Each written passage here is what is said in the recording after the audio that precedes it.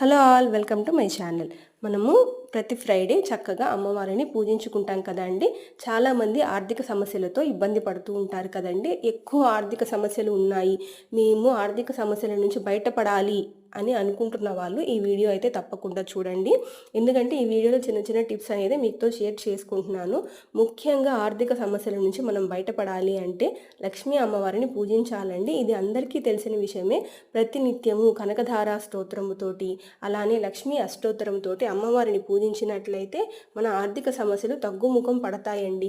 అలానే కొంతమంది అమ్మవారికి పూజిస్తున్నాం కదా, ఆర్థిక సమస్యలు తగ్గిపోవట్లేదు ఏంటి అని అనుకుంటూ ఉంటారు కదా అండి. దానికి కారణం ఏంటంటే ఇంట్లో ఇద్దరు వైఫ్ అండ్ హస్బెండ్ ఉన్నప్పుడు ఇద్దరు అనుకుని ఖర్చులు పెట్టాలండి. అంతేకాని నా హస్బెండ్ ఇంత ఖర్చు పెడుతున్నాడు, నేను అంతకన్నా ఒక 100 రూపీస్ 500 రూపీస్ ఖర్చు పెట్టాలి అని పోటీ పడి ఖర్చు పెడుతుంటే మాత్రం అవ్వదండి. వచ్చిన డబ్బుల్లో పొదుపు చేసుకుంటూ అమ్మవారిని పూజించుకుంటూ ప్రశాంతంగా ఉండాలి.